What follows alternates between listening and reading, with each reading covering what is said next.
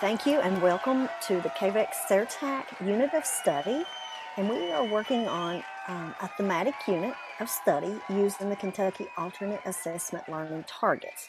So we're really excited to have this opportunity to work alongside you as we develop some lesson and think about why using a thematic unit is important and how we can use that.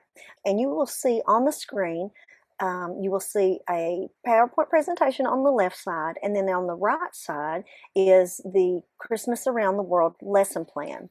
So we'll take just a minute and talk about this.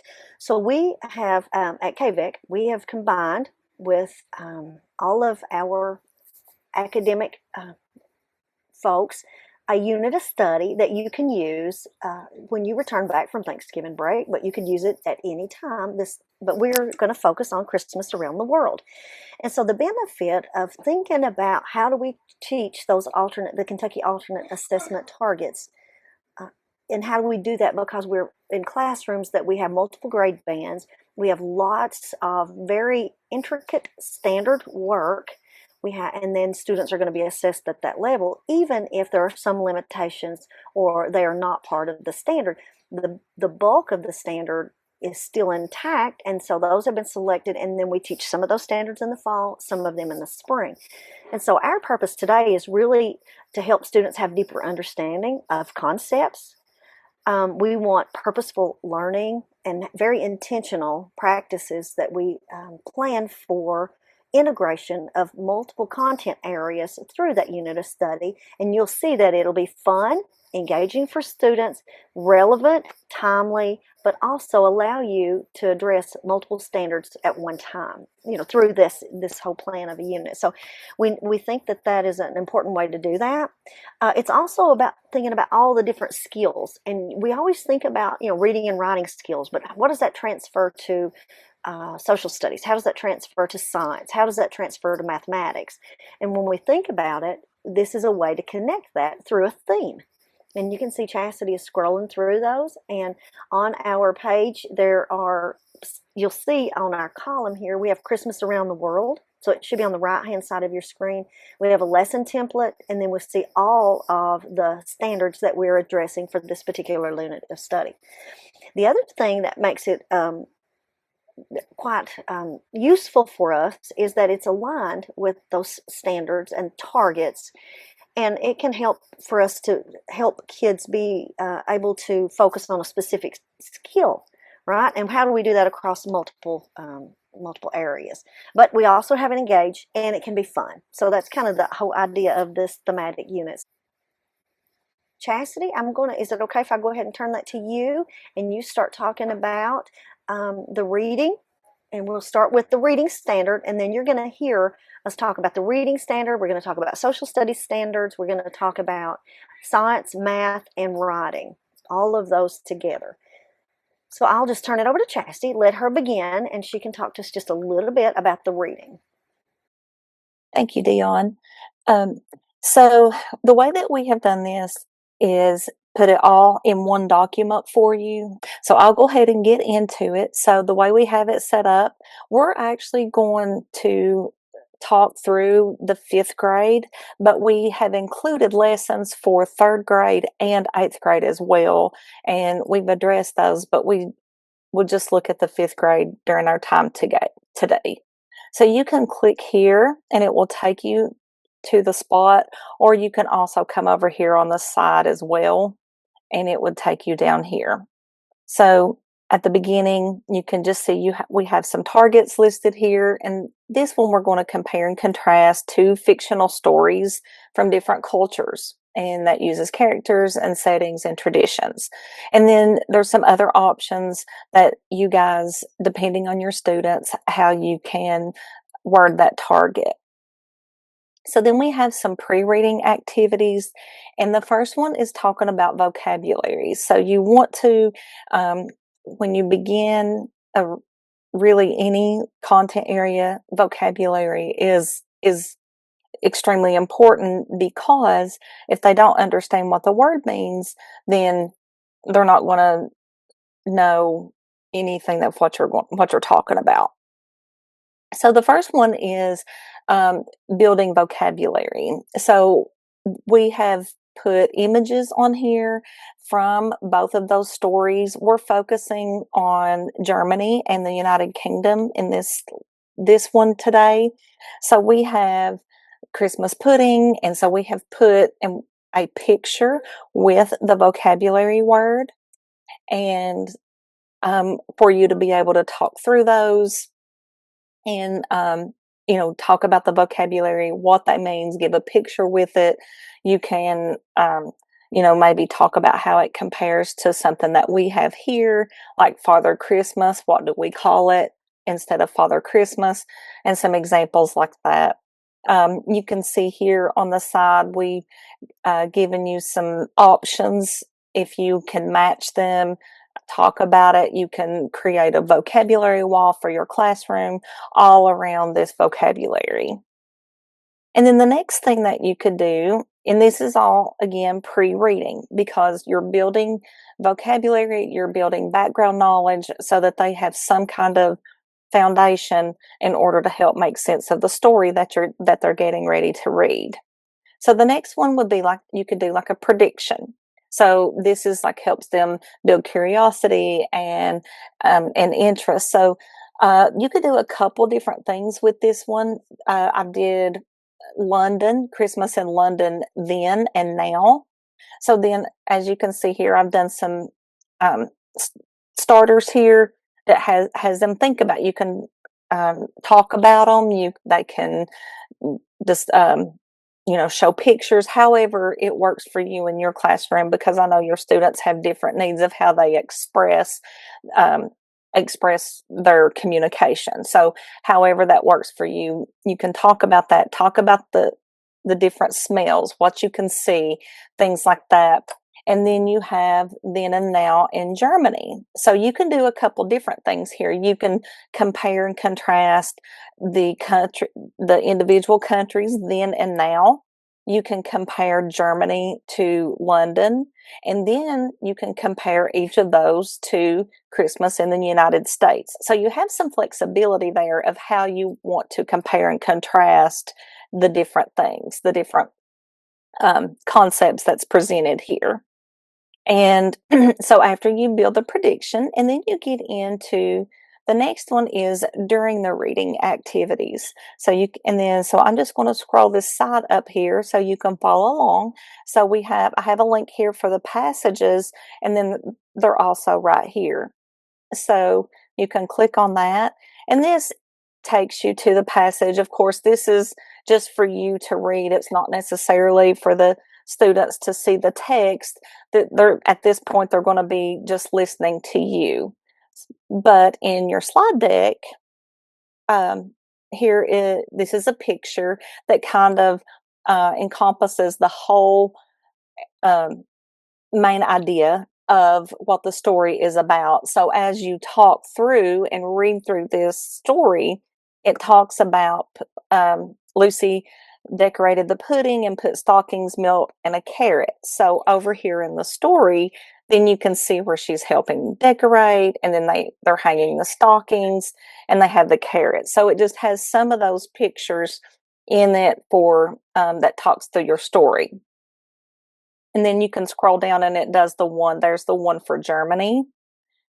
And then there's a picture for Germany as well. And then after you read, there's a couple of different activities that you can do with them for after reading. So the standard is comparing and contrasting. So with this one, and I put on here just really information for you. This is more for you, this comparison chart, just so you can see the key traditions and key ideas to help you distinguish for the students and work through those. And here is another one that's laid out chart wise. That's just really easy for you to take this information and adapt it for your classroom. But then here, this is an activity that you can actually use with your students. So it's a sorting activity. So, and it's pictures. So if you wanted to use this you can take it out of slideshow mode, and then with each one of them, like you could pick a stocking. Was a stocking used in Germany or was it used in the United Kingdom? And then you can just move it over to whichever country that it belongs to. And so that's a sorting activity for the students. And then actually a couple other ways that you can do that is I have here, you're still comparing and contrasting, but I have a T-chart that you can use, the Venn diagram, and then this one is fun. It's a Venn diagram, but it's in a snowman style. It just makes it a little bit more fun. They can decorate the snowman. You can use words, pictures. You could do it as a class. You can make it as a chart paper, and then you can be the one to make a class snowman, however that you want to do that.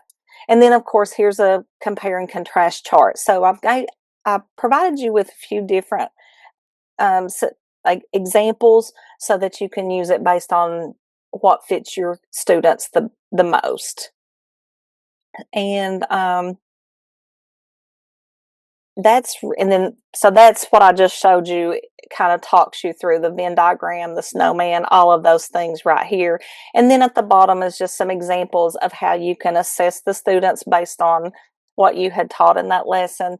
And again, it's just like response cards. You can use a Venn diagram as an assessment, even if it's kind of done independently, and then with the choice boards as well. And that is a brief overview of what that lesson is about for reading. Okay, so like I said, all of the resources you guys should have access to. And with that, I will turn it over to Miss Kim, and I will quit sharing my screen. And that way, if Miss Kim, if you want to. I'll jump into this. I'm just going to share the lesson because I think that sometimes with social studies, it feels like there's a lot of, especially because it's kind of new. So let me go, into that just really quickly. So let me go ahead and share. So for fifth grade, for the first standard that I looked at, and you're going to see that focus, I even have a globe here on the floor beside of me that I'm going to use. So that's going to be limited to European settlers for this lesson. There will be other times that you talk about that you'll be talking about forced migration with African people when they came over and were enslaved. And then there's another component, and I can't remember the top of my head because I'm a little bit nervous today. So here we go. So we're just going to look at these two really quickly within this lesson. So just like Chassidy, I'm going to come over here and kind of show you the little bits and pieces that are here. So with the lesson, what I wanted to talk about, you can see these four, we have 4 learning targets. And one thing I want to point out at the end is about 8th grade, because one thing about these standards, and this is what I did, I literally followed the same standard through all 4 of the lessons. So at the 3rd grade is the GR1, the 5th grade, as you see here, is GR1 plus HI1, and then the 8th grade lesson is a GR1. So in other words, we're almost perfectly following a progression, because I know that the reality is that you guys are in there with multiple grades, multiple students at one time. And and my goal with this lesson is that everybody can participate into the same lesson, but they're each going to have their own little take on it. So for 5th grade, looking at this, we're going to come down here. So what we want and what I can do for you guys, but I kind of wanted you to be able to interpret this because nobody knows your kiddos like you do. So when you look at this, so ask the students, when you've got this image of a Christmas tree, gingerbread house, and this is what I love. This is what I said, why I sat here and grinned the entire time at Chassidy's. This is one of those beautiful moments when social studies and reading just dovetail again. So, when you have those, those things that you see there, carolers read Santa Claus. When you see all of those, and you can ask the kids, when you think those traditions started, you can define that word tradition, because guess what? That's all in our standards in social studies. We're going to put that on our word wall. That's going to be a word that we come back to all the time because I'm huge on vocabulary development. Then it says, why do many of our Christmas traditions look similar to traditions in Europe? Well, you're doing this reading lesson along with this. They're going to hear all about Europe a ton. So one thing that I love, and so I've included, and I don't love this because So I got, let me just say I got some passages, okay? So you're going to see here, so reading about traditions. So it looks like this, and we've got those key words because once again, you can see how I just connected with Chassidy talking about these places and everything else because this is just an activation reading. This is to get them hearing those words and you showing them those places.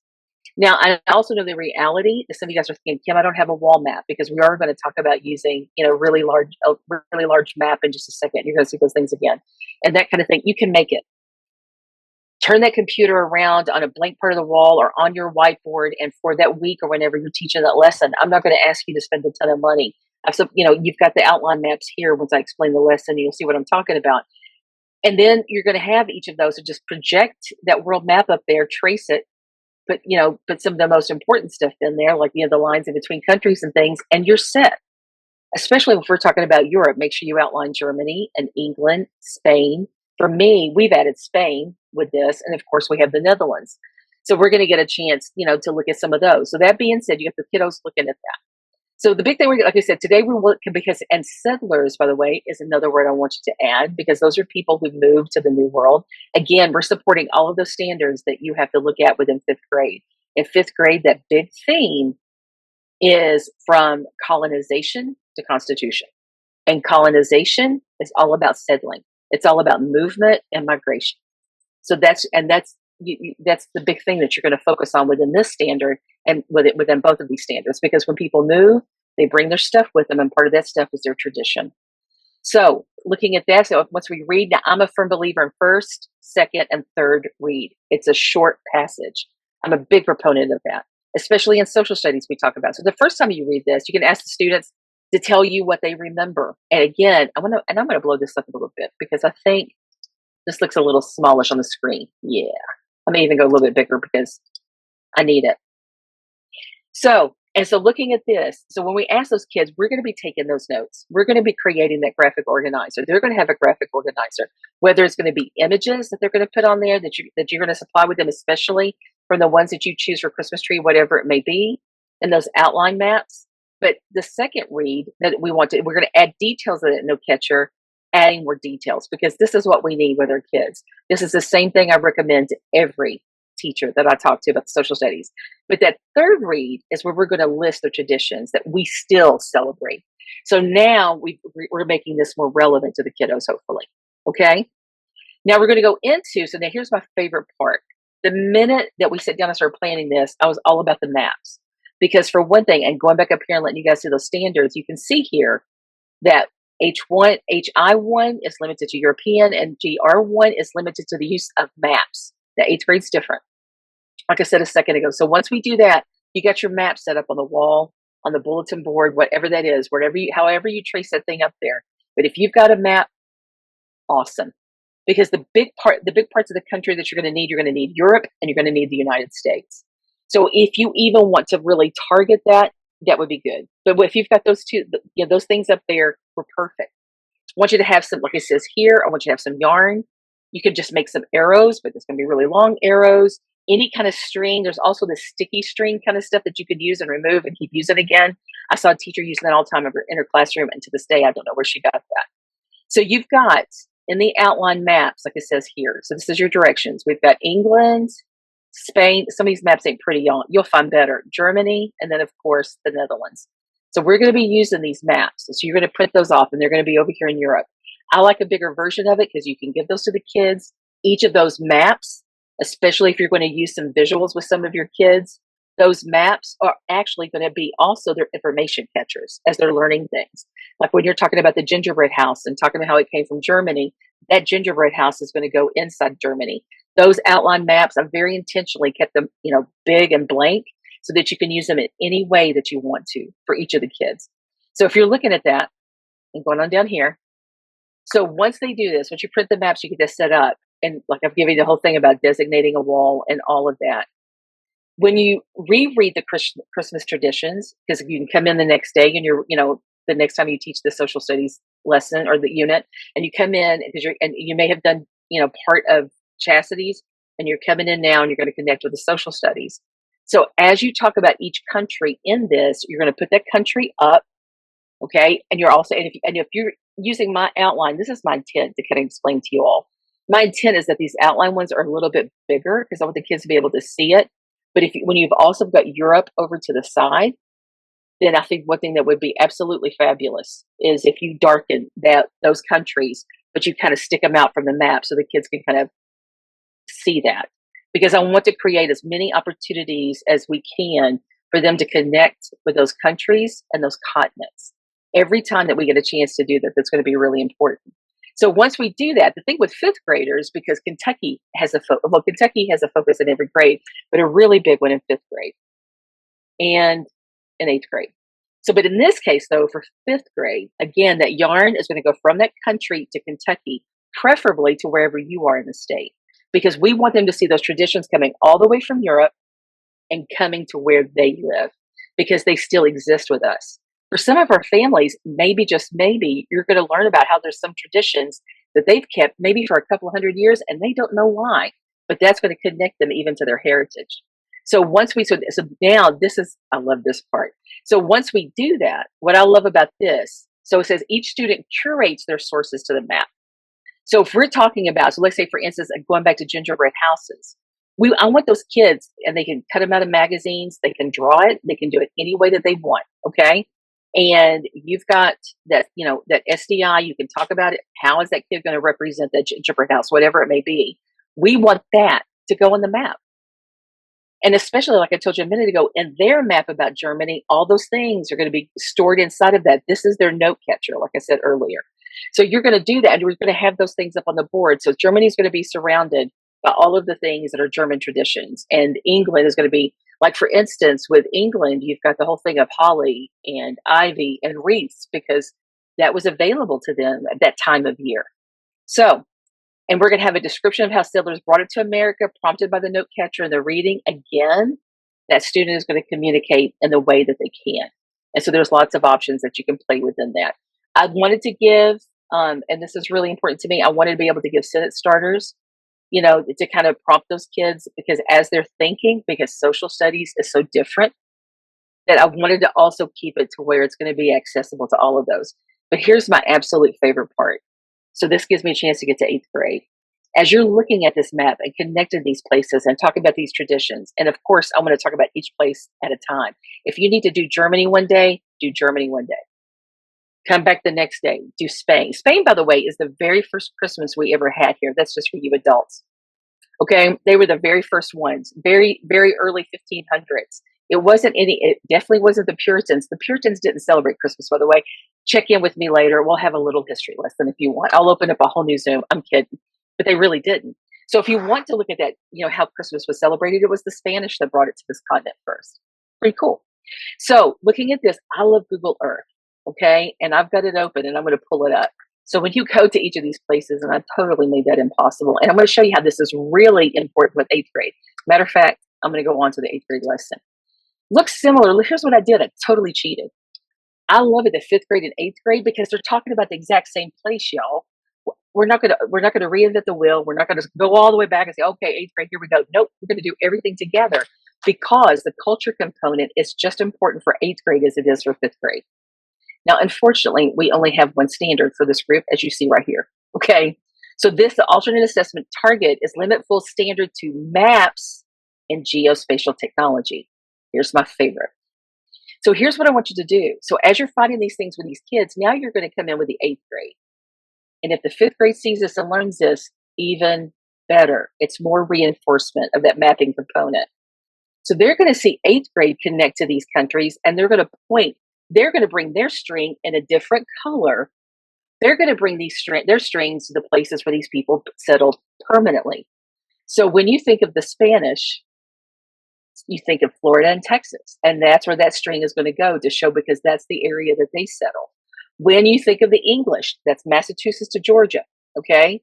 So you can, set that string up however that you want, color that one in special, that part of the map, the United States map that you printed, that's going to be up to you and what works best with your kiddos. Okay. You've got the Dutch. They settle in New York. We don't ever talk about the Dutch enough in our American history, ever. It's like once they traded those beads for Manhattan Island, the Dutch disappeared. No, they didn't. But that's what our history books, that's it. And some of us are, I have Dutch heritage way, way, way back. I also have German which goes to Pennsylvania. So those eighth graders, we want them to understand that they settled in these places permanently here, but here we are in Kentucky, connected to fifth grade again. And it's like, why do we have a lot of those same traditions? So that gives us a chance to talk about diffusion, but in a very different way. But going to Google Earth, what I thought, and this is why this is the geospatial component, but trust me, your fifth grade kiddos are going to love it too. Here we go, finally. So you go in here, now, I looked at pipe a while ago. I was just sitting here playing for a second before we got going. I should have done hazard because that's where I'm sitting. So you're going to go here. So I love it that Chassidy said this. Please use this, talking about the cities that she went to. I even put it in this lesson, okay? So when you talk about that, so we're going to type, and by the way, you're also going to use Google Earth with the third grade lesson. I love it. Okay, so we're going to put, not London, Kentucky, London, England, right? We're going to tap it. It's going to go there. We're traveling. Woo! And we went halfway around the world, y'all. So there's London.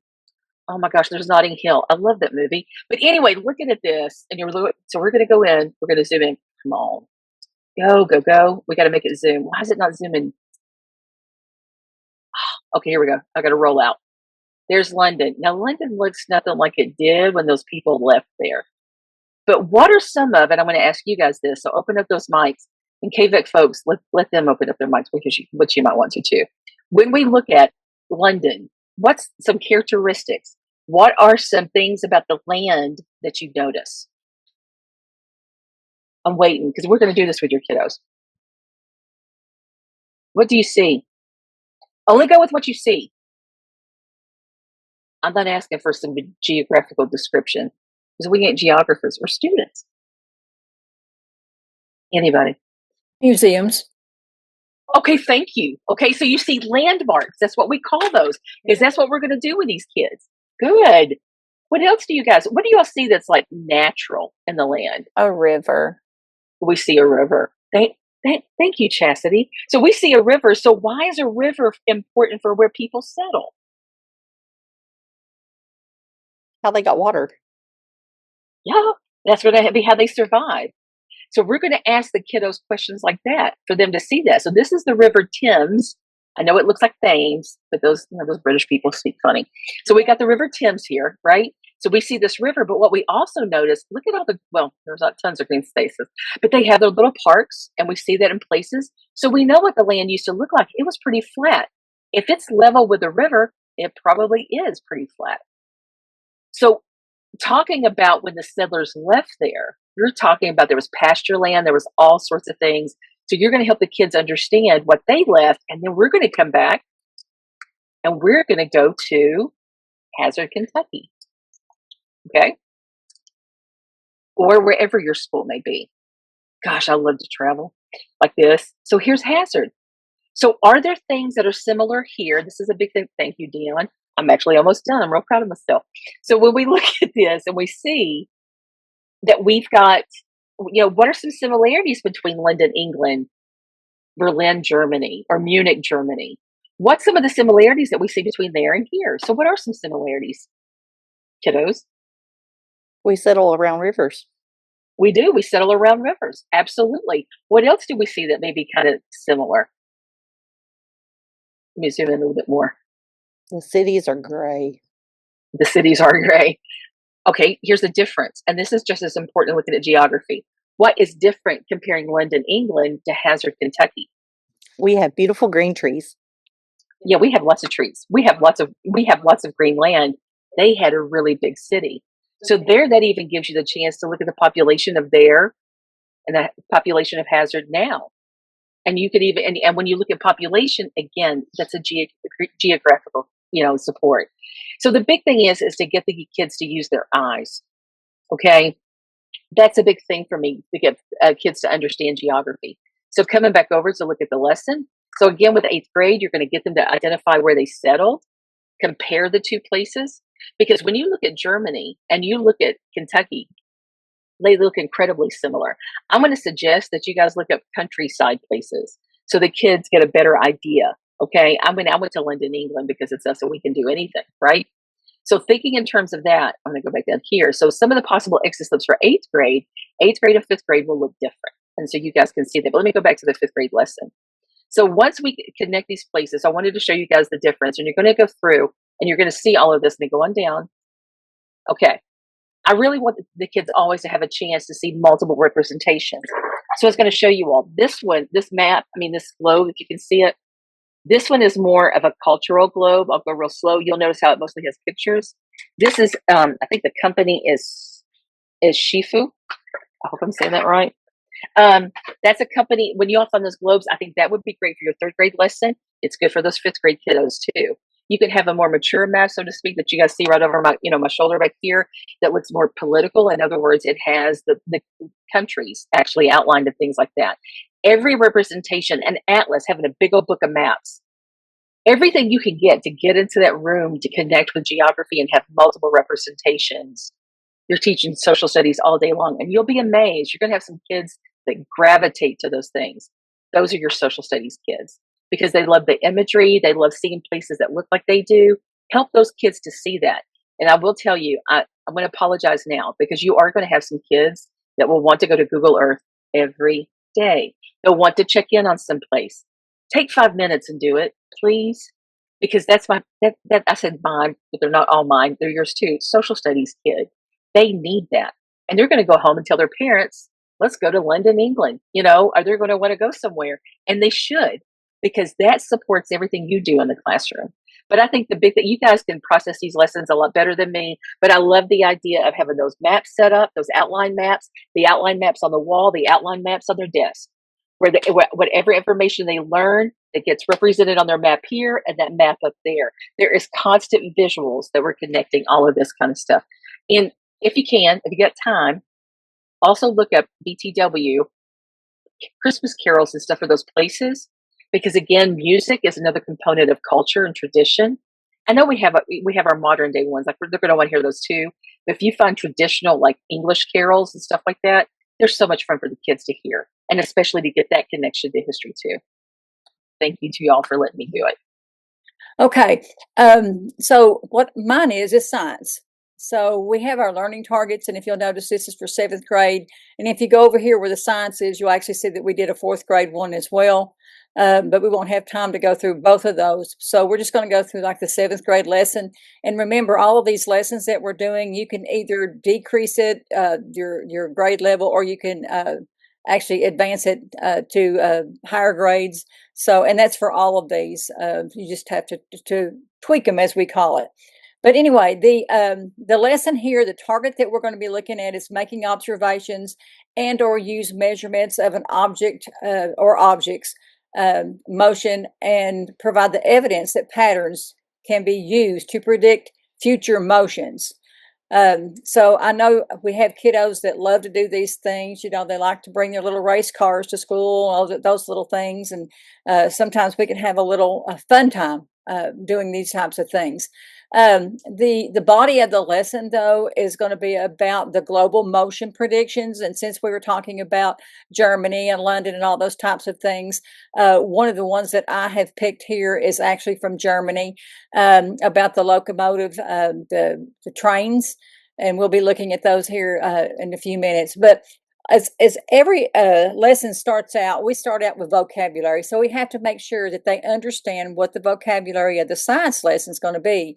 And lots of times it's a little bit more, it's harder for them to learn those lessons. Those words are a little bit different and similar to the social studies. But anyway, we need to make sure that we do those vocabulary words with those students and have a word wall and those types of things. And you'll be changing them probably about every other week or something, just to make sure that you have a vocabulary wall. So we want to make the observations for these students. We want the students to do the work. We're going to be in the background as teachers to assist them as they're needed. But number one, we already know that we have to have illicit instruction. We have to make sure that, the students are comfortable with asking, and sometimes, they're nonverbal. We have to remember that. So they have different other types of communication. Mainly I see around here is the PECS, the picture exchange system. So, we have to make sure that we give them time to talk as well in their vocabulary, how they talk.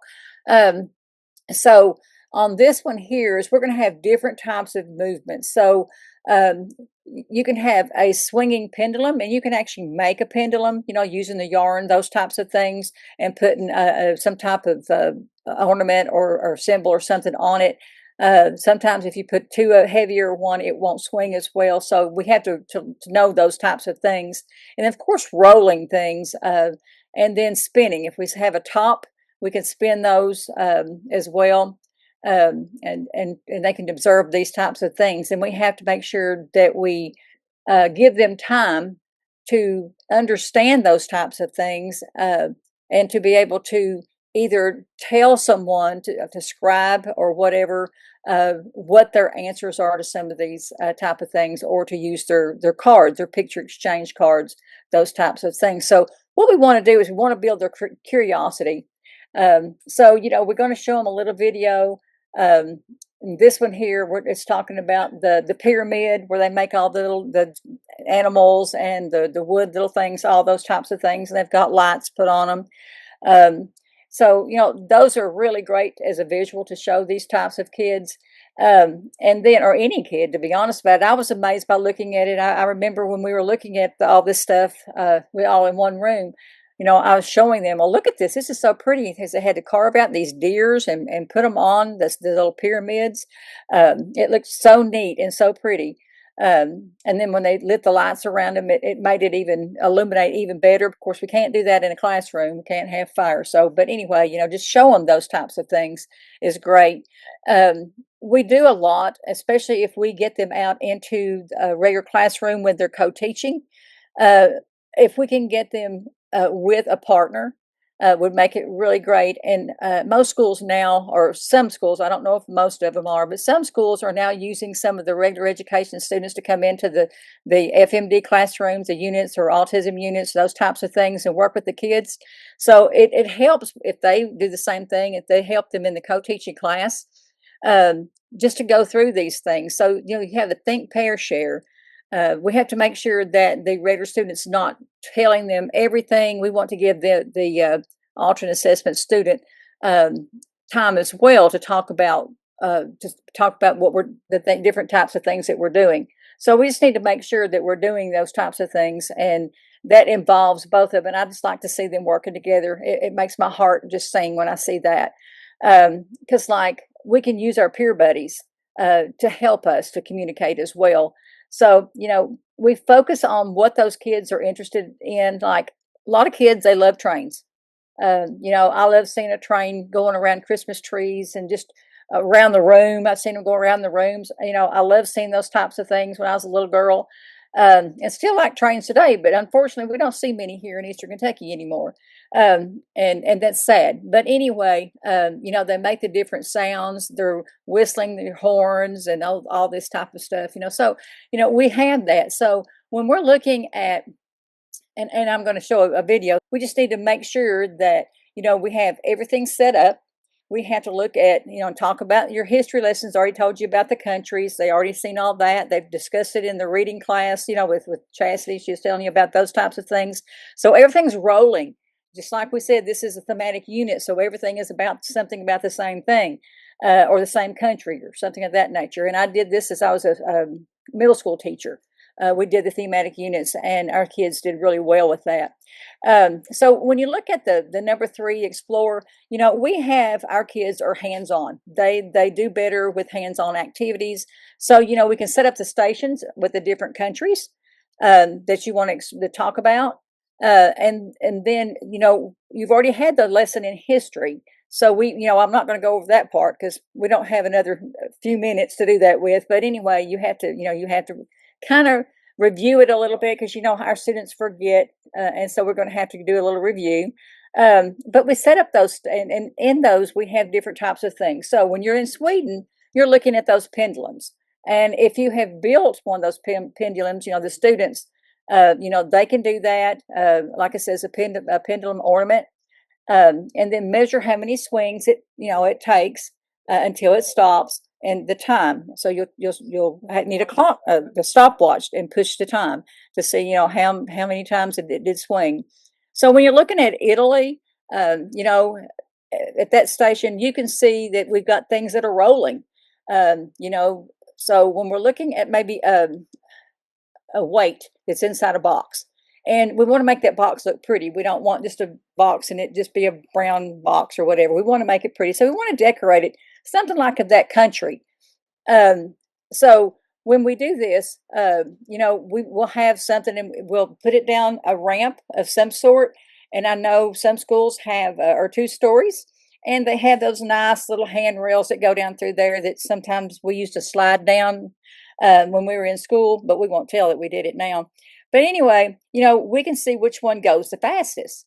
And then when we open it up, we can see whatever ornament that they have in there or weight or whatever you want to call it in there. And then you can discuss, you know, this one was heavier than this one, you know, and that's when you can start thinking now, will the heavier one go faster or will the slower one go faster? So, you know, they can predict this before they even start letting them slide down the ramp. And there's other things that you can do with that as well. But that's just an example. Like I said, we're trying to talk just as fast as we can go so you all can get this content. So when we're looking at this as instruction, so we like to make the observations. We need to collect the data. You know, we're focusing on the different types of the motions. We're either going back, we're going forth, we're going in a straight line, you know, those types of things. So when you look at that alternate assessment, you know, it'd be nice if we had a checklist to use for this, so we can do all our little investigations and that kind of thing. Because, you know, we can't have anything real big and drawn out because we'll lose their attention, you know, and it's hard for them, you know, it has to be something really simple for them to do. So that's what we want to get done. So, you know, if like using those connecting blocks, I forgot what they're called, but, you know, you connect them together. Or you can get a tape measure, you know, and with the color coded markers, and use the modified materials. So you've got the photos and the videos of all the different types of countries and the processes that they use in there. So I've already talked about explaining the concepts. You know, we want to make sure that we're talking about in the classroom where we're going around and we're sharing the observations and the data that we found. You know, what we're doing is we're reinforcing, you know, the vocabulary. And these are some of the words: the pattern, predict, motion, measure, distance, and pendulum. So those kids will actually know what we're talking about and have examples and have visuals, as the rest of everybody else has talked about. So when students are communicating the device that they pre-made in sentence strips, the pendulum moves back and forth, or we can use the pattern to predict. The teacher provides a graphic organizer, and they use images and simple text to define the new terms. That we're talking about an activity, you know, what we want to do, and I said that earlier, we have to challenge the students, you know, to use that data to make those predictions.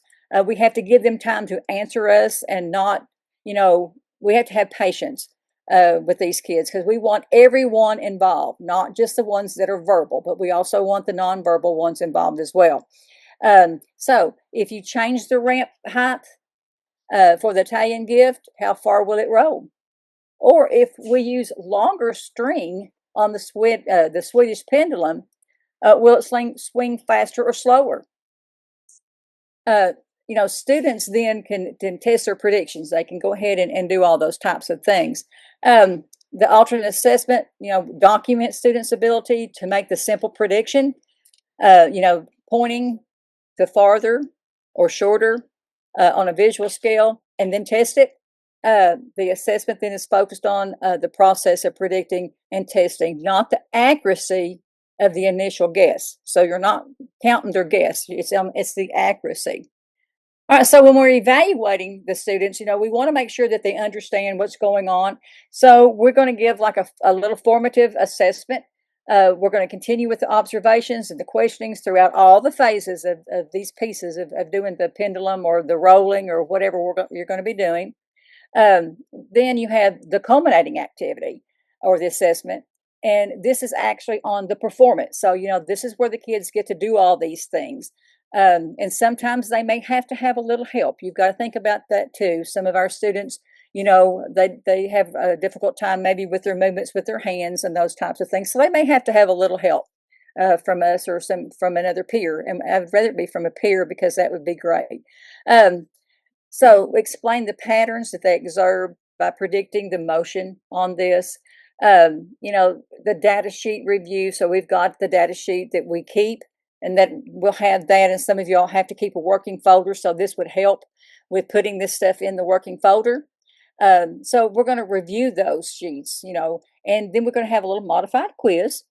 So it's going to be picture based is what it will be. So you'll just have the picture and it matches the types of the motion that you're looking at. So if it's forward, backward, front, back, those types of things, that will be what you're looking at right here. And then of course we use a rubric to evaluate their progress. Okay, well, I'll just tell you right here is a video. It's about 3 minutes and something, but you can always make it a little bit shorter. It's about 3 trains. One of them is a steam engine, 2 of them are diesel, and they have different number of cars, and you can predict who's going to win and why, those types of things. But I'll leave it at that. But that's a good one right there to show your kids and predict, because they like the trains are racing. Okay, all right. So I will stop sharing now. So let's talk just a little bit about writing. And if you don't care, to bring that slide up. And scroll to the top of where it says 5th grade writing, right there. Yes. So I wanted to talk just a little bit about this particular part of the lesson design, and to spend just a minute talking through the alternate assessment target. And so I know that everybody's done a really good job thinking about that target and the complexity of that target, what pieces are excluded from assessment, some of them have limitations to the assessment. But as we think about those targets, that's important for us to know. Students are assessed at the depth of knowledge that's expected in that standard, with the exclusion, right? So sometimes if we only read that language, and I'll talk about this one that's up here, this language standard, when it's for when speaking or when writing or speaking, demonstrate command of the conventions of standard English grammar. So if I don't have all parts A, B, C, and D, if I miss only pieces of those, I wouldn't have fully engaged students in the entirety of the standard. If I only talk about conjunctions and prepositions or interjections, and I don't talk about verb tenses, I don't talk about how we do that with verb tense, then I would have missed a piece of that standard that could potentially be part of the assessment. And I just wanted to back up and say that. I meant to say that at the beginning, but I think that's important to think about, so that we make sure that we get all components. So if there is an A, B, C, D, E, and you'll see I just used a strike through to indicate that those are excluded from the assessment. So it kind of helps you get a quick glance of that. So what they're looking at that, the breadth and depth of that standard, and then they have those limitations or excluded. And you'll see on this slide in the red, part A, it's limited to conjunctions and prepositions. So really, that's all I have to think about, and that's what I'm responsible for. And this one is particularly looking at a fifth grade, and this is a language standard. And I have a couple things on there to share with you. But underneath that, you'll see that there's the learning targets. And when you see those I can statements, you can see that those are going to occur over multiple settings, right? Those are not a one lesson, but they're going to be over time. So again, when you think about this lesson in its entirety as a unit of study, we're looking at 3 weeks, right? You have 3 weeks of lessons when you come back to school after Thanksgiving break that you can use all the way up through Christmas, teaching children all about Christmas around the world through the lens of all those specific content areas. And that's the beauty of thinking about it thematically like that. But I'll talk a little bit more about it. When we get to the section there, when we're talking about the materials, those are the things that you're going to need. Then I've linked those in the handout. And so we're going to talk about, and I wanted to connect it back to the reading passages. I'm going to use the reading passages that Chassidy shared with us because those were targeted for specific skills in reading. And when we teach reading, we always want to teach reading and writing. We're going to read something, we're going to write something. And when I say write something, I think about the way that kids can express that in writing, right? It may be that they use a a PEC system or they have symbolic, right? That may be how they write. But to thinking about that, we always pair those two things together. So that's why I was very intentional when creating this lesson, is to thinking about, this is what we're reading, let's think about how we connect that in the writing. And if Chassidy, if you'll click down on that next tab, it says images. I used AI, right, to create some images. Well, those images are here for you to use also.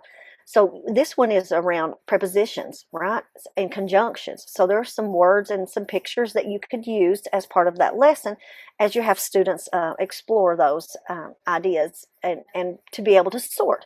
The next tab below that, that sub-tab that says prepositions and conjunctions, you'll see I added some things. Here's some conjunctions. So you don't have to go think about the words. Here are the words for you. You could have used them on index cards, but then here's some ideas for visual cues, right? If we need visual prompts or visual cues for our students, here's some ideas.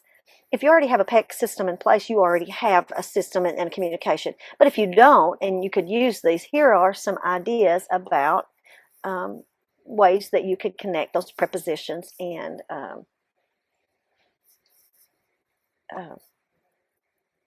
with symbols.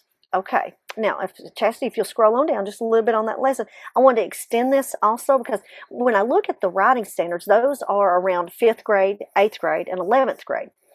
But when we think about that, let's see, it's on the actual on the lesson plan, Chassidy. It's on the next tab under writing. It says 5th grade opinion. Yeah. So also thinking about that, we're thinking about the language standards. So those are part of the alternate assessment targets. But then we also have opinion pieces. So generally we think about writing and creating pieces of text. But we also have to think about that language development. So we can integrate those two things together. As we're teaching a writing piece or we're reading, we can talk about what we're reading about. We can use that language, those standards, like I said, verb tenses, and that lesson goes all through that. But I wanted to switch, just because in sake of time, to talk about how we do this also with an opinion piece. So in the 5th grade, writing for the alternate assessment targets focus on an opinion piece. Well, that skill builds to what is expected at the 8th grade. In the 8th grade, they're going to write an argumentative. Right, but for 5th graders, learning to build an argument and to understand how to collect resources and data to help to build and substantiate that, that's why I think it's important to think about that. So this really addresses two different standards. It gives us a language standard, and this one is a composition. So we would be asking, you can see that this too has 5 components. It has an A, a B, a C, a D, and an F. And if you see that there are no further limitations on those standards, I mean those targets, then that means that we're going to look at, there is a limit to a given opinion, right? So we are just going to focus on that opinion. And you'll see that the learning targets then are aligned to that. But again, it's going to take you a few days for kids to learn about opinion. Right? And then why do I have that opinion? Do I like dark chocolate over white chocolate? Right? What do I like more? Why? And so again, we're building that skill because at the 8th grade, we're expecting them to make an argument about why they believe one way or the other. We also want them to be able to build reasons. We want to help them to be able to build ideas in order. And so you can see here then, this next one, and if you'll click that picture cards right under that, Chassidy, on the lesson, here's some picture cards. So this is one about gingerbread. Here's one about hot chocolate or hot cocoa. There's another image about gingerbread houses. And I just included those so that, because our students need those visual supports. So if we have, and we can use images created from, we have lots of AI that can create images. We can use images from their communication system, things that you're using in your classroom. These are only there for you just as a foundation for you to be able to start that lesson. And then if you don't mind, Chassidy, if you'll click that slide deck for writing. So let's say, and you'll see this one, the Christmas treat. And if you'll click the blue link, here's the slide deck for you to use in your class, right? You're going to have them choose. So it can be symbolic. They can have a symbol for a cookie. They can have a symbol for a candy cane. They can have a symbol for I think it's a gingerbread house. I can't, the hot cocoa, hot cocoa. But then we're building that, right? So this gives them a system. The first thing we do is what's our topic? And we're asking kids questions about like, what is the best Christmas treat?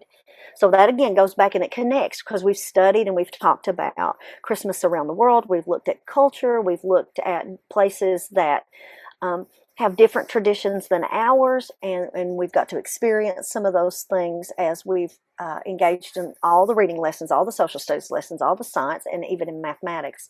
So we've really built a pretty substantial basis for them to connect, either with images, symbolic, but they can be able to have an opinion about what do they think their favorite treat is, right? And I used to teach this unit of study in my classroom, and we would do Christmas around the world. So sometimes we would have an opportunity to try gingerbread, or we had some different experiences, or we do hot cocoa, and sometimes at schools we have hot cocoa and we do the Polar Express, right? So there's experiences that kids can connect some of that learning to. But you'll see that I included those PowerPoint slides so that you can put them up on the screen, and you can add images or take away images to them, all that you want to. And that, if you don't mind, then Chassidy, click back to that Christmas around the world. Anyway, those are available for you. And so the other thing then is that you could take that same piece of work if you're teaching kids in 5th, 6th, 7th, and 8th. And we all know that the reality is that you are teaching kids across multiple grades. We're still trying to balance that, the instruction and resources. So this would help you to extend that. So if you don't mind to click on that 8th grade argumentative, it's a couple tabs down there. That's the 8th grade writing, the language standard, right? That one is the one they're going to work on, but here's the argumentative. So you can see that again, we're building on that. We're looking at what kids need to be able to create an argument. So you'll see within the lessons, there are ways to activate prior knowledge. There are prompts for you as the instructor to say, okay, here's some things that you give them. Here's their sentence starters. It'll give you an idea about, like, for example, modeling a think aloud, right? The organizers that you might need, but how do you model and so like you'll see that first example in section 3 is, I think Germany's Christmas markets are more fun than London's. Well, remember Miss Chassidy shared with us those images, right? And we talked about how those look different in the different countries. How do they know that? So they might think that there's a special treat in the market, right? But that allows them that foundational piece then to make a connection, help them with that building, that writing. And you'll see I've also included that, the next one down, Chassidy, under there's the slide deck for that one also, right? So this is how we would do an argumentative writing piece for Christmas around the world. Because we have to teach them what an argument is, and then we have to teach them like a choice board, right? So if it may be a choice board, there are students that are, maybe they're nonverbal, or maybe they have, OT, PT needs. They don't have that ability to be able to write. Let's give them a choice board. Let's let them choose, with Velcro images. And here's just some examples of that. Here's a graphic organizer. These are some symbolic ways that we could represent that. Here's the ways that we could write it. We could give them sentence starters with images, or if they can, they could fill in words, right? We could think about that scaffolded, however much level of support or scaffold. Here's a little section on transition words, right? And we give them visual cues, or we also give them words that they can write and to fill in. And then here's just an example of like a Christmas market and how they could use that. And then it helps them. This is kind of just helping them create that organizer and use their starters, again, to be able to write and create that argumentative piece. And so those are just some things that they can work together. You can have them partner together, however you wanted to do it. Here's some ideas of a rubric and how we could help kids, and they could understand scoring and how they could do that piece there too. So that's about all that I had for the writing. I just wanted to make sure, so I'll give Stephanie some time, but I wanted to make sure that the resources for the writing are there, that we really talked about the breadth and depth of that standard. Even though we have taken the Kentucky Academic Standard and we've reduced the breadth and depth of that Kentucky Alternate Assessment target, it has been reduced, but if we don't address all components within that target, then we could potentially be missing some opportunities for kids because they're going to be assessed at that deeper level. I'm going to pass that to Stephanie. So Dionne has been talking about why we do these thematic units, and one of the things that I'm thinking about a thematic unit that we would do is that they're meaningful for our kids because it allows them to make connections. And then on top of that, it's very motivational for our kids. And so I love the fact that for our students, it's relatable, it's meaningful, it's moving beyond just memorizing because they do make connections, and that's one of the things that we want them to do. Um, and so, with all of that, we want to make sure that they have those opportunities to do uh, those. Here we go. So I think about those kind of things, and then I also think about how thematic units create us an opportunity to do hands-on. And so we go through the CSA. Brenda talked about building that pendulum, and she talked about how we could do those. And so you could get into measurement with that, and the kids have so much hands-on activities there. And Kim was talking about touching the map, and actually you can get, Kim has some great maps that actually have the hills and those kind of things. I don't know what they're called, Kim, I'm sorry. But those are wonderful. And with Chassidy's, in the stories, if you have those objects available and let them touch them, it really helps the kids and to even smell things that they may have been smelling during that time. It's really wonderful for our kids. So it mirrors the real world as best we can during that time. And I think that's one of the greatest things that we can do. Also, we can bring in people from outside of the area that's been to those places and get some real world community leaders that have been able to give our kids experience with that too, talking about the taste, the flavors. If you cook and do some things from that area, that's an even better one. So that's just a little bit of my thoughts on why we do these thematic units and why they're so important for our kids. But I'm going to go a little bit in depth on our math because, I love a good math lesson. So I'm going to say that I looked at fifth grade, and my favorite thing in math ever is fractions. And with fractions, I can say that it's also one of the hardest things for our kids to understand, but we can connect it so well with when we're doing a thematic unit because again, I would have the kids measuring, and if we're measuring, we're using fractions, right? And I would also have the kids, in my case, I was thinking about if we went to London or if we went to Sweden, what are some of the desserts that we may eat? What are some of the sweet treats that we may have? What's some cakes that they may make? So we at Christmas love baking, right? Because we here in Appalachia love to bake. We love to eat. We love to bake. It's a thing for all of us at churches and everywhere that we go, pretty much. It centers a lot of the time around food. And so when I thought about that and I thought about Christmas at my own house, and I thought about, oh, what's one of the favorite things I like? And it was baking cookies. And so Brenda and I both did a 5E lesson. And in that 5E lesson, it breaks it down. Now, Brenda said our kids are not engaged for a long period of time. And I have chased kids around the classroom trying to get them to finish up a lesson. And so in this, we have engaging. We're going to engage for about 5 minutes in something, and it can be as simple as they get some fresh baked cookies. They get some cookies there, or we sprinkle some sugar in their hands, or they get to fill up maybe the measuring cup with some water. There's some activities that they can do that we're talking about how much is in there. And it's kind of notice and a wonder during that. We're just engaging them into the fractions and understanding that word. And we talk about parts of a whole. We make sure we talk about what's a whole. Well, the whole would be a full cup, right? But what's half of a cup and those kind of things. So we can have that conversation. And then if the kid's kind of tired and needs a break, if they've been engaged for 5 minutes like they should have been, we can take that break, and then we're going to go into the exploring section. Now, this may be a 20-minute lesson, but in this, you can actually break this in half if you needed to, if that child's only up for 10 minutes, right? And so you can break it into 2 10-minute lessons. And then the last one is the next part is explaining.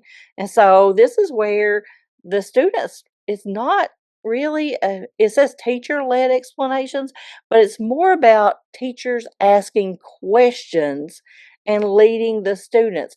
If that student is nonverbal, the greatest place in math for them to be able to hand you things to explain their thinking is in mathematics, because we have all kinds of great manipulatives. We have Quizary rods. We have boards that they can write on. We have number lines, right? They can draw on the number line. They can point to the number line. There's so many different things that they can do. And then on top of that, there's blocks. We can build. We can see it through really how it's concrete and builds up to that. So this part of the explaining section is we talk about making equivalent fractions. Now, the best way I have done that is through folding paper.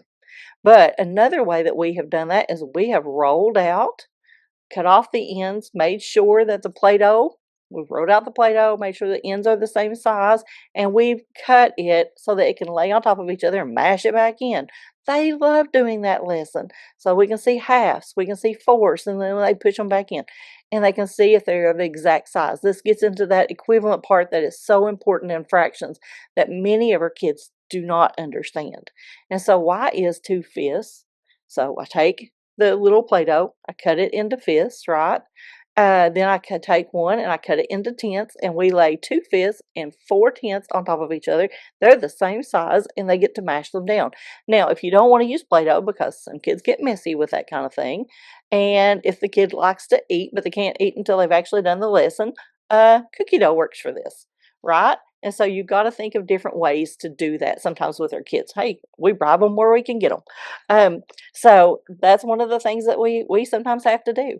But if you're also looking for a little cleaner way to do this, Polypad by Amplify has a lot of great virtual manipulatives, but also think about just using the fraction strips that you can get. And I guarantee you, if you are in a K-8 school anywhere, there is a lot of fraction strips somewhere in that building, because I've just about provided enough fraction strips around this place that I know there's some in a building. And I can say this much: get them out and dust them off. They are the greatest things that you'll ever find. So use those. But fraction strips are wonderful for your kids to use. And they need to do that. And so in this one, it talks about doing that student-led, using the manipulatives. Again, like I said, Play-Doh is a great one. If your kid's going to put it in their mouth, Play-Doh doesn't hurt them if they do eat it, but cookie dough would be better for them. And do it after lunch, please, because you don't want to ruin lunch. And then think about using the fraction strips later on if you have to get them engaged. Now, we also went into what is elaboration. So they're going to elaborate. And this is where this is very independent. We try to make it as independent as possible. Again, your children may need some other supports. So if your kid's a visual learner, there's some supports that you can do with those. If your kid has issues with being able to maneuver the objects, then find a way for them to, be able to change. Bigger objects are available. That's another thing that you can always do. I was always willing to change it out if my student had issues, to maybe we use a piece of bread, right? Whatever it may need to be. So then look at how can I get them to elaborate into that lesson. And I know our kids don't like worksheets. Cut them up. Do one problem at a time, right? They don't have to do more than 5, so that we know that lesson, they understand that what's happening. And in this one, it talks about a recipe. So we could technically have the students to fill up a cup. We could fill up another cup. They could pour it in. They could see where it's at. We could have that conversation. How much sugar do you need if this is what it calls for? Make that comparison. And then in the other part of this is the evaluation. Now, I know for our kids, in the winter, we love hot chocolate, and this is a great time for us to make hot chocolate and those kind of things. So that's what I put in here, because it seems like hot chocolate's a big staple at my house at Christmas and most people's houses. We do hot chocolate, so we use hot chocolate here. And they're pouring, and they're using that for a summative assessment. We can do an exit slip if you want to, but my personal favorite is just asking them. because I can get a lot more from just asking them something than I can from them actually writing it out on paper. And my favorite thing is why. If the student is stuck and they're not saying anything, what do you see? Let them point to the things they see. Let them point to where they're at. Some resources I have added on here is in the resource section. Here is a sheet where they're going to color for 3rd grade. The other thing is on the math section here. I'll scroll down to this 5th grade section. In the 5th grade section, I put some hands-on modeling activities that you could do. So they're there. Some writing things about writing equivalent fractions, adding the numbers, those kind of things. And then in the 8th grade section, I even added some alternate assessment clarifications that's actually in our standards. Remember this though, and it's probably the most important thing. With our alternate targets, again, there's limitations. But if you notice on this one, it says the denominators. Anytime you're looking at fractions, look at the denominators because that's the thing that's going to change per grade level. Like in 3rd grade, we start out, we're only using like halves, fourths. We're using the benchmarks, basically. That's all we're using. And then as we get up there in another grade level, you will notice they start adding thirds and then they start adding fifths. And one of the ones you'll never see is sevenths. So that's one of the things that's not put in there. So keep that in mind when we're going through this. So that's one. Now, if I go down here, because it is about time, Miss Dionne Bates wanted me to do what we call a BTC, which is a building thinking classrooms. It's a little harder, and guys, I know you've been quiet and we've been doing way too much talking. So it is time for you to really think and to speak up. I want you guys to think through a problem and to do a BTC. And the reason I love BTCs is the kids need to be standing. They have to be vertical, right? And they're going to be the ones writing on the board. They're going to be the ones telling what's going to be happening. And I know sometimes in our classrooms, they can be working with a peer, but most of the time when they're working on their grade level, they're working by themselves, right? So one of the things that you could think about is letting them tell what needs to go on the board and not have to write it if they have trouble writing. Now, they can tell that to your paraprofessional in the room. They could tell that to whoever you wanted them to work with that can write for them their thinking. Now, and the reason I say that, also, it does not have to, even though they're vertical and they're standing while they do this, do not be afraid to pull out whatever manipulatives, but they go get it. You're putting that learning back on them, okay? They go get a manipulative. You can say, do you need something? And if they're like, then go get it. And put that learning back on them so that they're able to go do that. Whether it's a bead string, it's the blocks if they're using linking cubes, if they're using Quizary rods, whatever it is that they're using, if they need an open number line, make sure they go get it.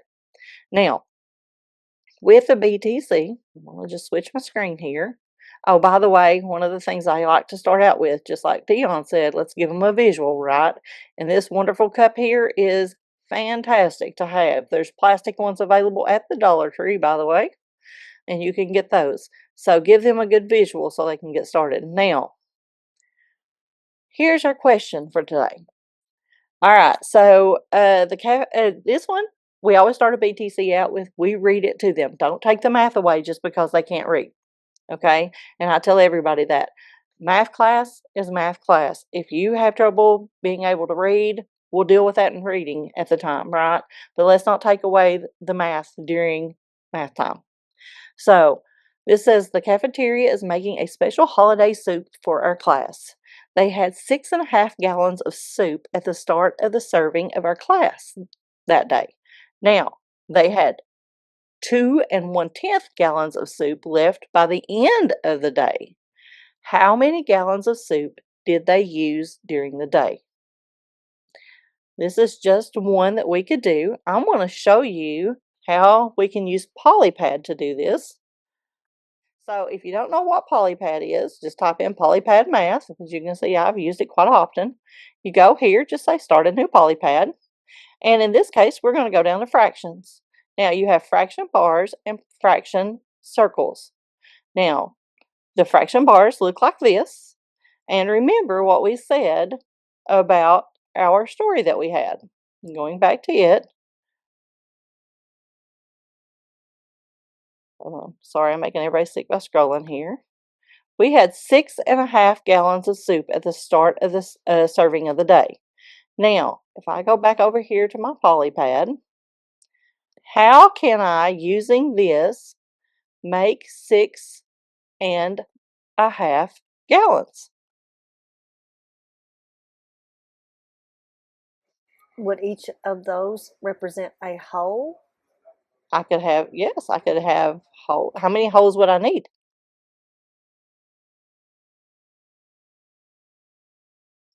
Six. Ah, 6 holes. So there's 2. There's 3. There's 4. 5. Let me stack these a little better. And 6. What else do I need? A half. Oh, we do need a half.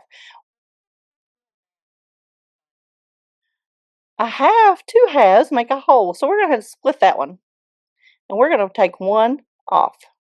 Okay? So we're going to remove one of these. Well, if it'll let me. We're going to remove that one. So now did everybody agree we have 6.5? All right, I see thumbs up. I love thumbs up. Now, so we got 6.5. Now, what did we have on our little thing here? It says they had 2 1/10 gallons of soup left by the end of the day. So back to our little polypad here. What do I need to do?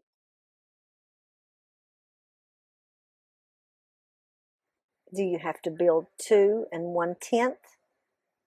Do you want to build 2 1/10? We sure can. Or we can take away, but It's up to you. You choose. This is your I vote build because that's what I thought of first. You bid, okay. So we're going to build 2 1/10. Correct? So if I'm going down through here, I'm going to grab the tenths. Now, again, we're going to split these, and I'm going to remove some. I'm actually going to just remove one and pull it up, if it'll let me. Come here, little guy. He's being real hateful. Split. I don't want to merge you.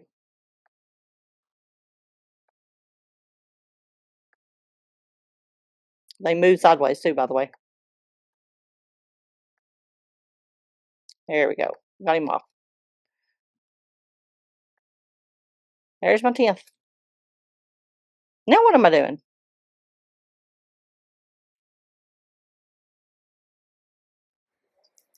can you mark Track? them? Or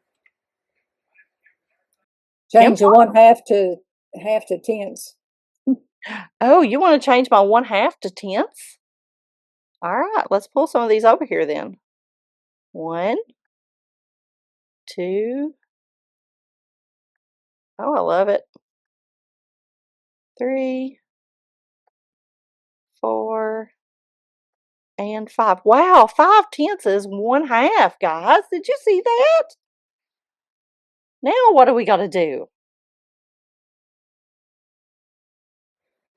Now can we take away, or we would subtract those whole and the fractional parts to see what's left? So you want to subtract these? Let's lay these right on top of these because this is what we know we had left. Or do you want to subtract the rest of them? Which way do you want to do it? Let's cover them so that we can see it visually. Okay. So we're going to cover this one with this one. So these 2 are gone, right? So these 2 technically, let's cover them over here. We'll move them over. How's that? This one comes over.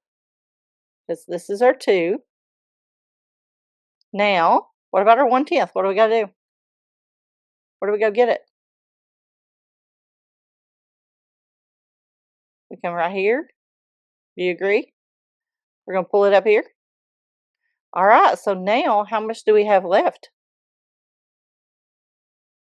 How much do we use? We have 4. I saw a 4. I saw 4 and 4/10. Is there another fraction we could use for 4/10?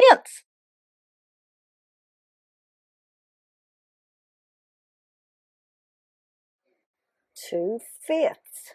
You think Yes. 2/5? Let's try that. Yes. Let's bring your fists over. Let's split them. Let's pull this little guy off.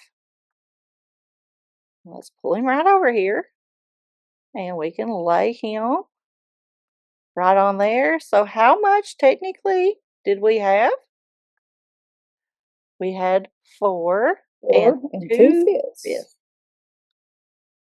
Great job, guys. And that's how they would do that. That would be the easiest way for them to do a BTC, and they could just slide them, right? I know at first we have a little trouble with moving it. It actually works better with a mouse than it does a trackpad, which is what I'm using. So just a little hint, if they can use a mouse instead of a trackpad, that would be great. But this is the way we do a BTC. Remember, they can stand. They can stand doing this. They do. You can create them a little box if they need a little box to stand in while they're doing it. We try to do it at whiteboards as much as possible, but they can have all their manipulatives right there where they're at. So create a little spot where they can stand, maybe get a little podium or a table right beside of them where they can do those. But that's what it could be for a BTC. And you can have your kids who need to get that movement out. This is a great way for them to be able to stand and get that movement out and not feel so caught into a chair. But also, when we're sitting in a chair, what's the one thing some of our kids like to do? Sleep, right? So I hope you got some great things today. Dionne, I'm going to turn it back over to you, and I'm going to quit sharing.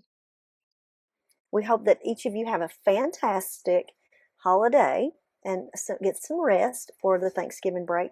But know that this is available for you as you come back in December, thinking about here's some ways that you can integrate multiple learning targets across multiple content areas thematically. And we hope that you enjoy and that your children enjoy experiencing Christmas around the world. Thank you and have a wonderful holiday.